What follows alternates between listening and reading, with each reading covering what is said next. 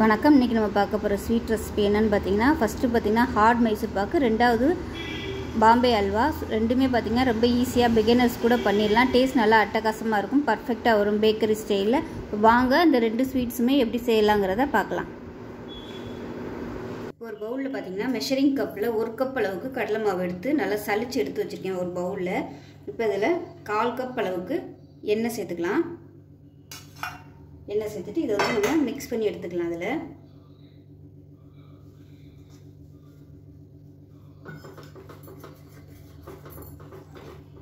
இப்போ இதில் இன்னும் கொஞ்சம் 1/4 கப்பு நெய் எண்ணெய் சேர்த்துக்கலாம்.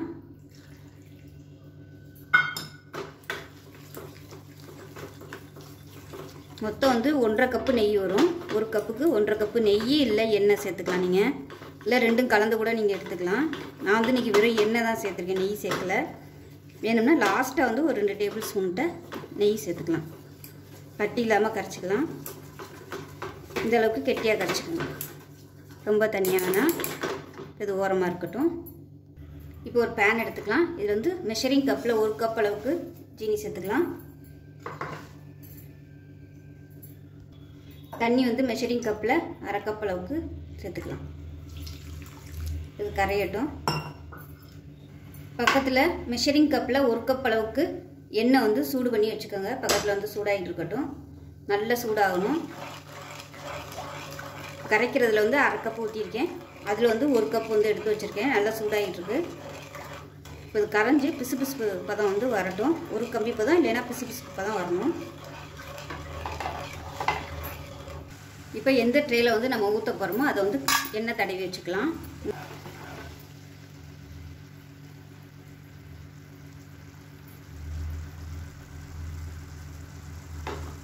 இப்போ பார்த்தீங்கன்னா கரெக்டாக ஒரு கம்பி பதம் வந்துடுச்சு. கரெக்டான ஸ்டேஜில் வந்துருக்கு. உங்களுக்கு தெரியுதா என்னன்னு தெரியலை. கரெக்டாக ஒரு கம்பி பதம் வந்துடுச்சு. இப்போ வந்து அடுப்பு மீடியமாக வச்சுக்கோங்க. வச்சுட்டு ஒரு கையில் கிண்டிக்கிட்டே ஒரு கையில் வந்து நம்ம கரைச்சி வச்சுருக்கிற இந்த மாவு அதில் சேர்த்துக்கலாம்.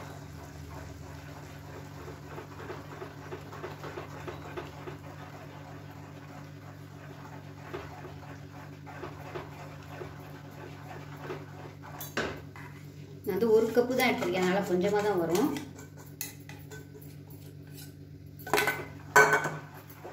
கைவிடாமல் கிளறிக்கலாம். பக்கத்தில் எண்ணெய் நல்லா சூடாயிடுச்சு. சூடானோடனே அடுப்பு குறைச்சி வச்சுக்கோங்க.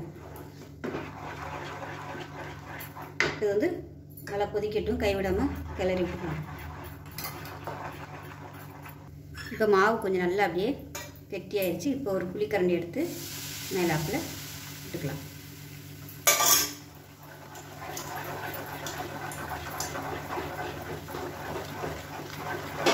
இப்போ அடுத்து மறுபடியும் கொஞ்சம் எண்ணெய் சேர்த்துக்கலாம். இந்த எண்ணெய் ஊற்றியில் எல்லா சைடும் படுற மாதிரி எண்ணெய் ஊற்றிக்கோங்க. அப்போ தான் உங்களுக்கு வந்து பொரிஞ்சு வரும்.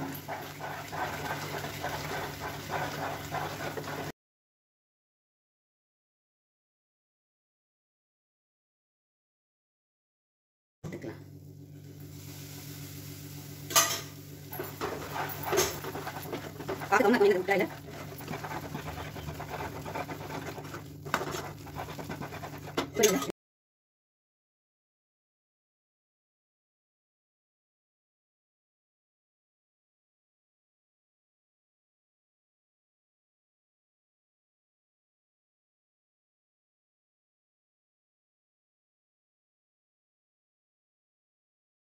பார்த்தீங்கன்னா எண்ணெயெல்லாம் வெளியே வர ஆரம்பிச்சிருச்சு. இந்த ஸ்டேஜில் கொஞ்சமாக நெய் சேர்த்துக்கலாம்.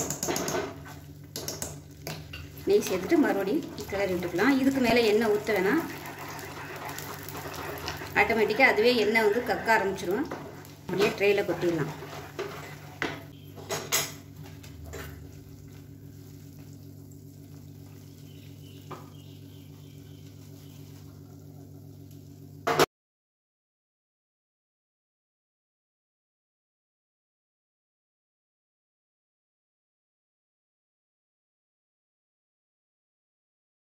இது வந்து இப்படியே செட் ஆகட்டும்.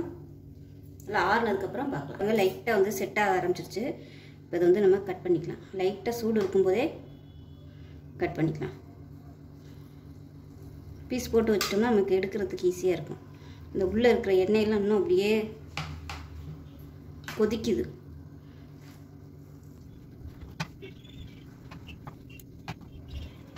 இப்போ நம்மளோட மைசூர் பாக்கு எப்படி இருக்குன்னு பார்க்கலாம். நல்லா சூப்பராக வந்துருச்சு. கலர் பாருங்கள், நடுவில் அப்படியே பிங்க் கலரில் இருக்குது. இப்போ எல்லாத்தையுமே எடுத்து பார்க்கலாம். இன்னுமே சூடாக தான் இருக்குது பாருங்கள், அருமையாக வந்திருக்கு. நம்ம டீ கடையில் சாப்பிட்ற மாதிரியே கலர் பாருங்கள். இன்னும் கொஞ்சம் நேரம் வச்சுருந்தோம்னால சூடாக தான் இருக்குது. இப்போ இன்னும் கொஞ்சம் வச்சுருந்தோம்னாலும் நல்லா கலர் சிவந்து வரும். இந்த சூட்டோடு நம்ம எடுத்து ஊற்றும் போது தான் உள்ளுக்குள்ளே இருக்கிறதும் நல்லா அப்படியே ரோஸ்ட் ஆகி வரும். அதனால தான் அந்த நடுவில் உள்ள கலர் பார்த்திங்கன்னா உங்களுக்கு நல்லா அப்படியே சிவந்து வர்றது. எண்ணெய் கக்க ஆரம்பித்தோடனே டக்குன்னு வந்து ஊற்றிடுங்க. இல்லைன்னா எண்ணெய் கக்குனதுக்கப்புறம் ரொம்ப நேரம் போட்டு நம்ம கிண்டினோம்னா மைசூர் பாக்கு வந்து ரொம்ப அப்படியே கல் மாதிரி ஆயிரும். அவ்வளோதான், அருமையாக ரெடி ஆயிடுச்சுன்னு என்னால் தொட முடியல. இன்னும் நல்ல சூடாக.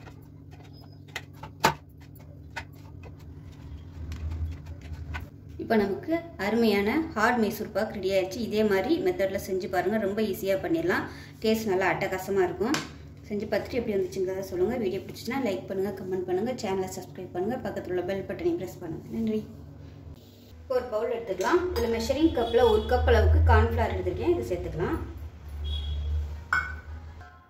1 கப் கார்ன்ஃப்ளவருக்கு மெஷரிங் கப்பில் 4 கப் அளவு தண்ணி அளந்து வச்சுருக்கேன், அதை சேர்த்துக்கலாம். சேர்த்துட்டு கட்டி இல்லாமல் நல்லா கலந்துக்கலாம். இது நல்லா கலந்தாச்சு, தனியாக இருக்கட்டும். இப்போ ஒரு பேன் எடுத்துக்கலாம். பேன் சூடானதும் மெஷரிங் கப்பில் 2 கப் அளவுக்கு ஜீனி எடுத்துருக்கேன், இதை சேர்த்துக்கலாம். 2 கப் அளவு ஜீனி எடுத்ததுக்கு 1 கப் அளவுக்கு தண்ணி சேர்த்துக்கலாம். தண்ணி நல்லா கரைஞ்சி கொதிக்க ஆரம்பிக்கட்டும். இப்போ ஜீனி வந்து நல்லா கொதிக்க ஆரம்பிச்சிச்சு. கையில் வந்து லேசாக தொட்டு பார்த்திங்கன்னா உங்களுக்கு நல்லா அப்படியே கையில் வந்து ஒட்டும். லைட்டாக வந்து ஒரு கம்பி பதம் வந்து வரும். இப்போ தான் வர ஆரம்பிக்குது. இப்போ இந்த ஸ்டேஜில் வந்து நம்ம கரைச்சி வச்சுருக்க கார்ன்ஃப்ளவரை சேர்த்துக்கலாம். ஊற்றும் போது நல்லா கரண்டி வச்சு இந்த மாதிரி கலக்கி விட்டுக்கோங்க. அடியில் வந்து மாவு சுற்றில் ஆயிரும். அதனால் நல்லா அந்த மாதிரி கரண்டி வச்சு கரைச்சி விட்டுட்டு அப்படியே தூக்கி ஊற்றிடலாம். ஊற்றிக்கிட்டே கை வச்சு நல்லா கலந்து விட்டுக்கலாம்.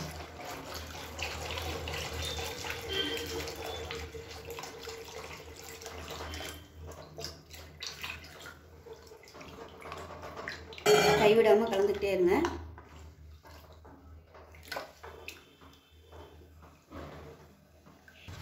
இப்போ பார்த்தீங்கன்னா நல்லா கெட்டி ஆயிடுச்சு. கைவிடாமல் இந்த மாதிரி சுற்றி விட்டு கிளறினீங்கன்னா தான் அந்த கார்ன்ஃப்ளவர் வந்து நல்லா அப்படியே கரைஞ்சி ஒன்று சொன்னாப்பில் வரும்.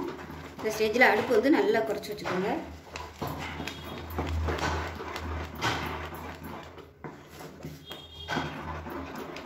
இப்போ இந்த ஸ்டேஜில் 1 டேபிள் ஸ்பூன் லெமன் ஜூஸ் சேர்த்துக்கலாம்.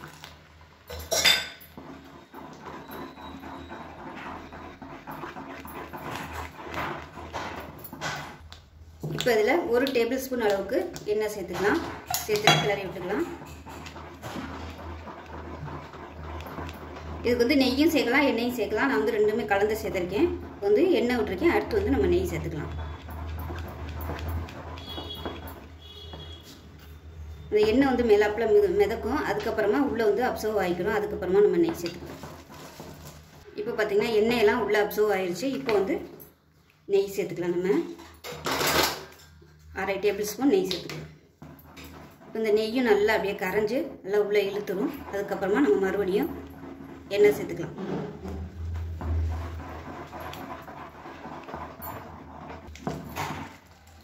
இப்போ இந்த ஸ்டேஜில் மறுபடியும் ஒரு 2 டேபிள் ஸ்பூன் எண்ணெய் விட்டுக்கலாம். இப்போ மறுபடியும் கிளறிக்கலாம். இப்போ பார்த்தீங்கன்னா அந்த நைஸாக அப்படியே ஷைனிங்காக வரும். அந்த ஸ்டேஜ் வந்து கொஞ்சம் கொஞ்சமாக மாற ஆரம்பிக்கும். ஜெல்லி மாதிரி மாற ஆரம்பிக்கும். கொஞ்சம் அப்படியே திரண்டு வர மாதிரி இருக்கும் கொஞ்சம் கொஞ்சமாக. அந்த ஸ்டேஜில் வந்து கலர் பொடி சேர்த்துக்கலாம்.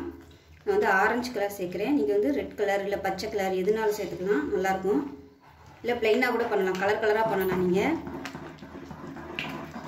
நான் வந்து 1 கப்பு தான் சேர்த்தேன். 1 கப்புக்கே பார்த்தீங்கன்னா இவ்வளோ அல்வா வந்து கிடச்சிருக்குது. இதில் ஏலக்காய் பொடி சேர்த்துக்கலாம்.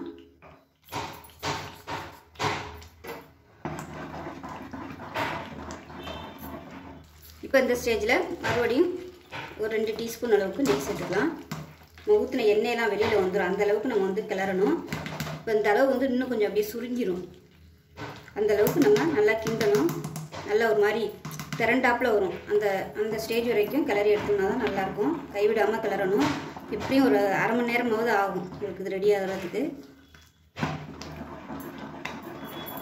இது வந்து அப்படியே சுருங்கிடும். கொஞ்சம் வந்து இப்போ இருக்கிற அளவை விட அப்படியே கம்மியாக வரும். அதுதான் அந்த பதம். இப்போ பார்த்தீங்கனாலே தெரியும். இந்த ஓரம்லாம் பார்த்தீங்கன்னா கொஞ்சம் வித்தியாசமாக இருக்கும். நடுவில் மட்டும் கொஞ்சம் வித்தியாசமாக இருக்கும். இது மாதிரி அப்படியே எல்லாமே வந்து மாறி வந்துடும். அந்தளவுக்கு நம்ம நல்லா கிண்டணும். ஊற்றிருக்க எண்ணெய் நெய் எல்லாமே அப்படியே வெளியே வந்துடும். இப்போ இதில் பாதாமும் முந்திரி பருப்பும் பொடி பொடியாக கட் பண்ணி வச்சுருக்கேன். இந்த ஸ்டேஜில் வந்து சேர்த்துக்கலாம். சேர்த்துட்டு கொஞ்சம் வந்து கார்னிஷ்காக வச்சுருக்கிறேன். இதையும் சேர்த்து இதோட மிக்ஸ் பண்ணிக்கலாம். இந்த ஸ்டேஜில் போட்டிங்கன்னா தான் எல்லாமே ஒன்று சொன்னாப்பில் கலக்கும். இப்போ வந்து இது உங்களுக்கு பதம் ரெடி ஆகிடுச்சின்னு எப்படி பார்க்குறதுனா, கொஞ்சோண்டு கையில் எடுத்து உருட்டி பார்த்தீங்கன்னா உங்களுக்கு உருட்டை வரணும். இது இன்னும் பதம் வரலை.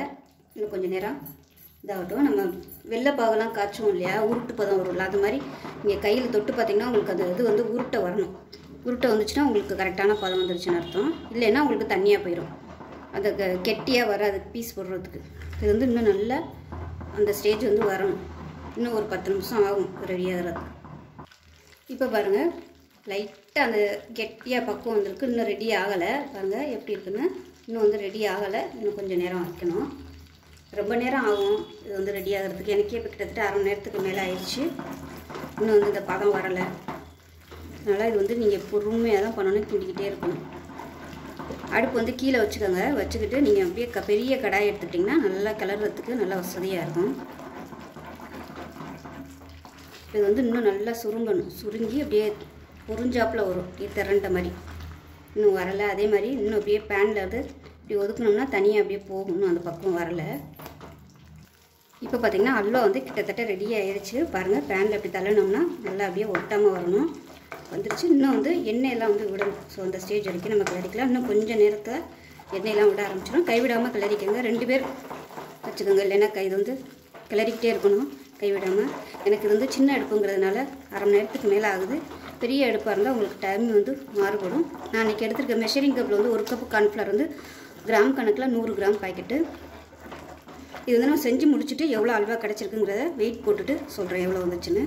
இப்போ நமக்கு அல்வா ரெடி ஆயிடுச்சு. இப்போ பாருங்கள், நம்ம சுற்றி விட்டோம்னா அப்படியே சுத்த வந்து வரணும். நல்லா அழகாக வருது. எண்ணெயும் பார்த்திங்கன்னா அப்படியே கக்க ஆரம்பிச்சிருச்சு. இப்போ இந்த ஸ்டேஜில் ட்ரெயில் வந்து எண்ணெயை தடவி வச்சு அப்படியே ஊற்றிடலாம்.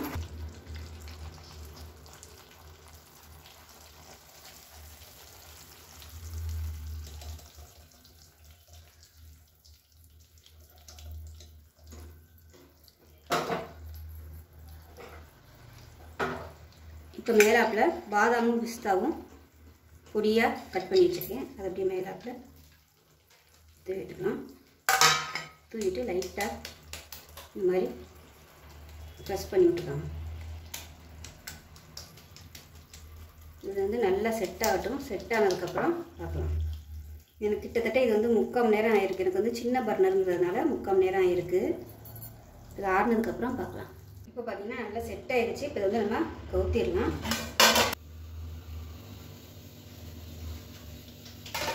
சூப்பராக வந்துடுச்சு. இப்போ நம்ம வந்து கட் பண்ணிக்கலாம்.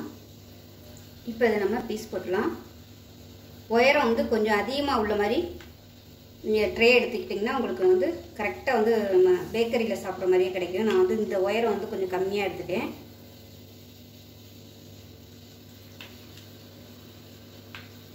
இது வந்து ரொம்ப ஈஸியாக பண்ணக்கூடிய ஒரு அல்வா. ஆனால் டைமிங் மட்டும் கொஞ்சம் அதிகமாகும். பொறுமையாக பண்ணணும்.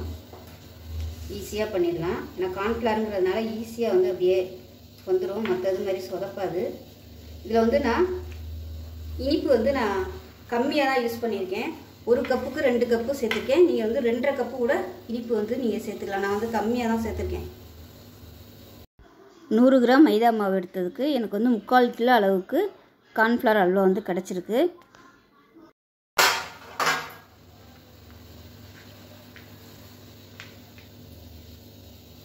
பாருங்கள், நல்லா அருமையாக வந்துருச்சு. பாருங்கள், சூப்பராக இருக்கும். டேஸ்ட்டுமே பார்த்திங்கன்னா நல்லா அருமையாக இருக்கும். ஸோ இந்த தீபாவளிக்கு செஞ்சு பாருங்கள். செஞ்சு பார்த்துட்டு எப்படி வந்துச்சுன்றதை சொல்லுங்கள். வீடியோ பிடிச்சிச்சின்னா லைக் பண்ணுங்கள், கமெண்ட் பண்ணுங்கள், சேனலை சப்ஸ்கிரைப் பண்ணுங்கள், பக்கத்தில் உள்ள பெல் பட்டனையும் ப்ரெஸ் பண்ணுங்கள். நன்றி.